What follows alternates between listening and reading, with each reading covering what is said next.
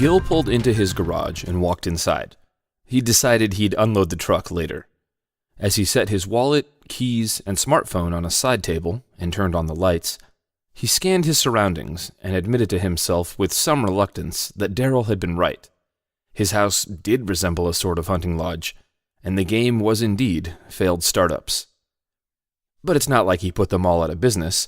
In fact, the bakery owner had the honor of being the only person he'd ever had to evict from the small strip mall he owned. Gil just had a knack for keeping an eye on local businesses with going out of business signs.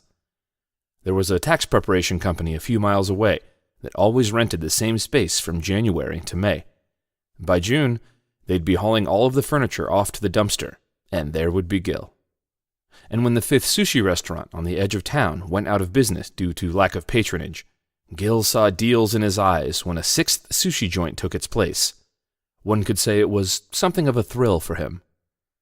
He walked into his kitchen, outfitted with various bits of industrial cooking gear, and slumped his shoulders.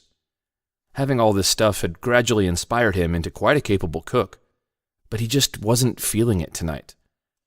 He'd struck out pretty bad, trying to help a friend fix a rather serious issue. He briefly thought about the pork that had been marinating all day in his fridge, but ultimately marched to the pantry where he pulled out a loaf of bread and a jar of peanut butter. Striding into his eclectic living room a few moments later with a peanut butter and jelly sandwich and a glass of milk, he flopped onto the couch that used to sit in the waiting room of a barber shop. Folding his sandwich into something that resembled a taco, he took a gigantic bite as he turned on a flat-screen TV that at one time hung in the lobby of a sports bar. A rerun of an old sitcom flickered onto the screen, and it was boring, but there wasn't really anything else on at this hour.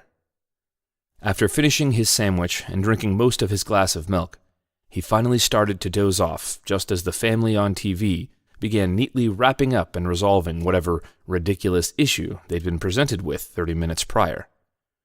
But with the last bit of consciousness fading away, Gil snapped back awake and touched his forehead. Garbage night, he remembered.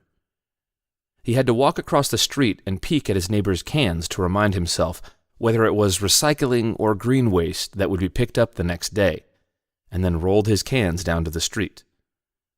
Out of the corner of his eye, he spotted a neighbor about 5 doors down who was out for a late-night walk. Gil waved to him, and the neighbor lifted his hand to wave back, before suddenly leaping into the air to an astounding height, something like 20 feet. He hovered there for a moment, eyes so wide Gil could see the whites, and then came screaming back down to the sidewalk.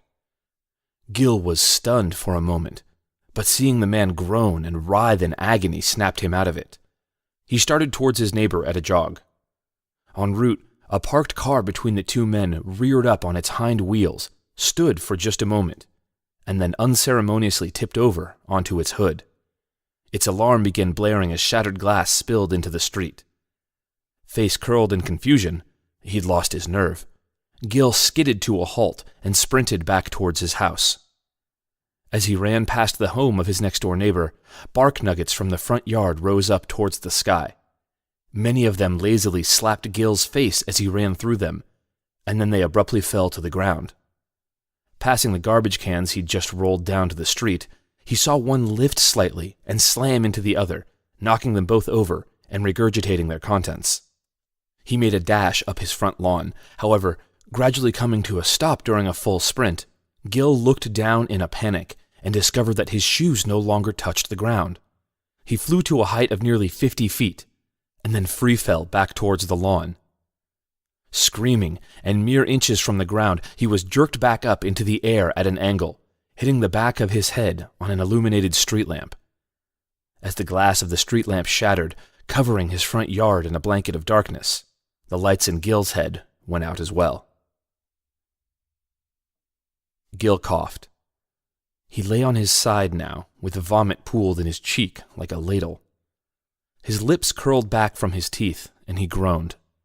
The vomit started to slide out, and he puckered and spat to hurry it along into the small puddle in front of his face. He could feel a warmth behind him, as something near his back that was now reaching uncomfortably high temperatures which was in stark contrast to the freezing cold he felt over the rest of his body. His arms and legs broke out in goosebumps. He started to open his eyes, but his lids slammed shut. The overwhelming brightness was too much for his unadjusted pupils. "Where the hell am I?" he wondered.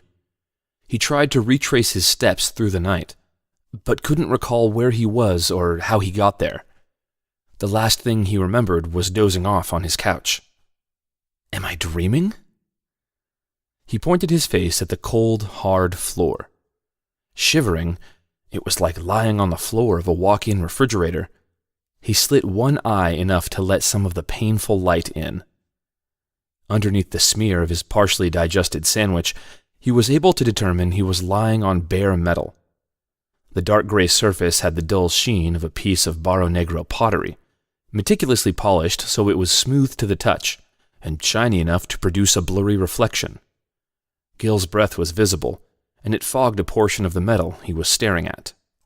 Slowly and stiffly, Gil picked himself up until he stood on his hands and knees. Eyes gradually adjusting to the bright light, he touched his chin to his chest and looked down the length of his body. He must have rolled the back of his head in his vomit, because it now ran up his downturned head. He was still dressed in his faded black t-shirt with dark blue jeans and sneakers. The t-shirt displayed a Hard Rock Cafe logo with Sacramento printed underneath in capital letters. He could see a small hole had been torn near the shirt's logo, but he didn't mind. He had a whole box of these shirts at home. Beyond his feet, Gil saw the source of the warmth that was on his back a moment ago. A rapidly spinning disc, maybe 5 feet in diameter, an inch thick, and glowing bright orange. It hovered a little ways off the ground, emitting a low and steady hum. Beyond the spinning disc, panels consisting of the same dark material underneath Gil extended outward and slightly upward until reaching a wall. Looking side to side, Gil was able to determine that he was sitting just outside the center of a large, circular room. The spinning disc must have been the exact center. The ground below it seemed to dip lower than the rest of the room. Almost imperceptible, the ground seemed to be just concave enough so that water would pool in the center of the room. He looked at his shirt again and reread the several words that decorated it. "I think I heard somewhere that you can't read while dreaming," he thought, "so that's ruled out. So where am I?" At last, Gil lifted his head and looked in front of him, locking eyes in an instant with one of the 4 figures at the end of the room. Then Gil urinated, and indeed, it did run to the center.